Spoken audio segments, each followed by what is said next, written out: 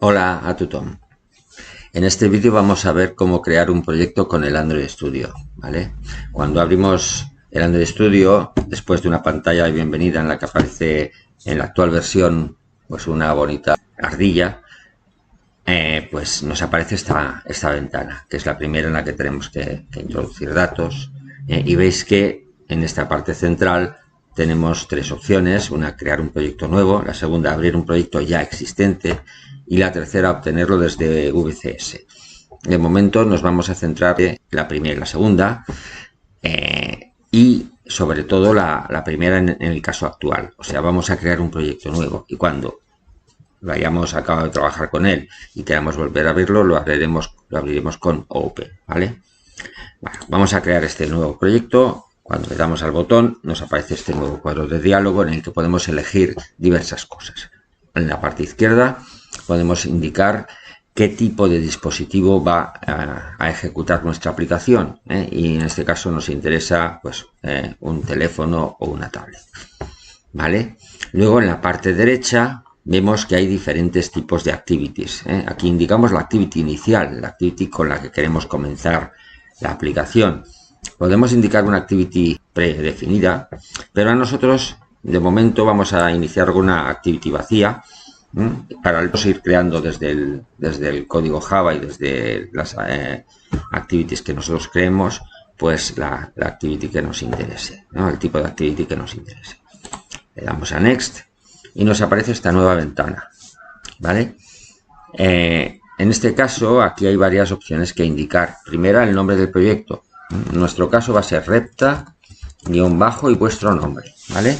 Pensad que este proyecto lo deberéis entregar y por tanto es importante que se llame de la manera que indicamos, ¿vale? Aquí debe aparecer vuestro nombre, vuestras siglas, el nombre del paquete, la localización de donde lo vais a poner inicialmente. Yo lo suelo hacer en el escritorio porque luego me es más fácil trasladarlo a algún sitio. El lenguaje en el que vamos a programar la aplicación, que puede ser Java o Kotlin. El lenguaje Java es el primer lenguaje en el que se codificaban las aplicaciones Android, pero a partir de 2011 aparece otro lenguaje, el Kotlin, que pretende hacer más sencilla la programación en Android, ¿vale? Entonces, es un lenguaje, el Kotlin, que se basa en Java, o sea que parte de la sintaxis del Java, pero busca simplificar algunas cosas, ¿vale? Y es el lenguaje en el que nosotros vamos a programar nuestras aplicaciones Android. El hecho de usar Kotlin no implica que no usemos Java.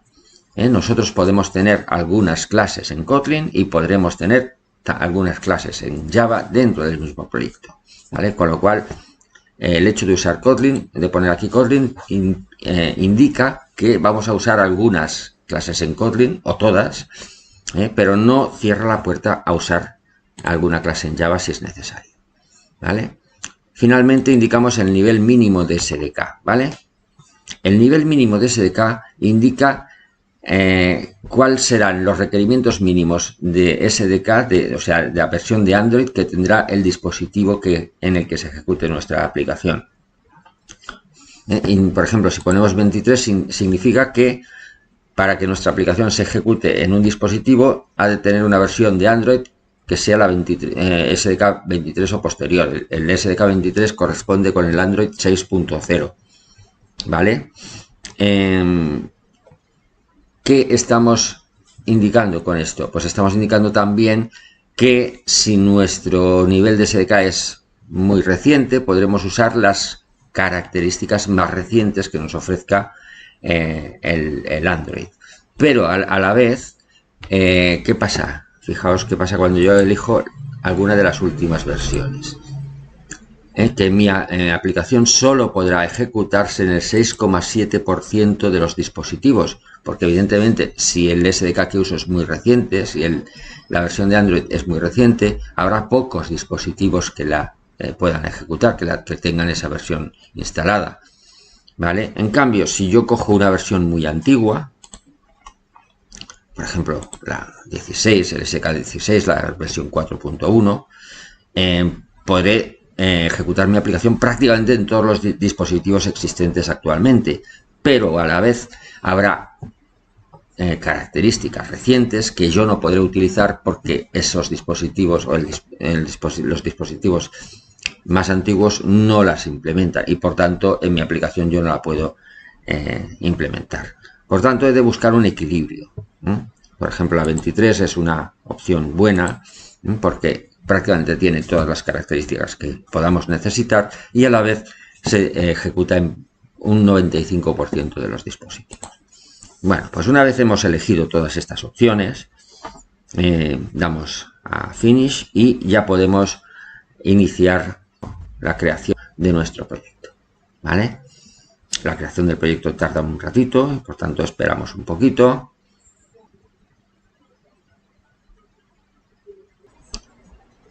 Bueno, y parece que ya está acabado de crear y sincronizar el proyecto. Vale, bueno, veo que por aquí pone todavía Analyzing, analizando. Vamos a ver si ya está. Sí. Vemos que tenemos dos archivos. Uno en el que tenemos el código Kotlin, que es el mainActivity.kt, y tenemos otro archivo que es el activitymain.xml. ¿Vale? Si vamos al código, veis aquí que tenéis tres pestañas, código, split y design. En el código vemos pues el código XML en el que se codifica el diseño de la interficie, ¿vale? También podemos verlo en el design de forma gráfica, ¿vale? Tenemos estas dos ventanas que nos permiten ver que, por ejemplo, aquí tenemos una etiqueta y tenemos el split que nos permite ver las dos visiones, ¿no? La visión del código y la visión del diseño, ¿vale? Esto lo podéis también modificar lo que ocupa, ¿vale? Entonces esto que hay en medio es este text view, esta etiqueta, ¿vale? Y por otro lado hay un layout externo que es el que contiene todo, ¿vale?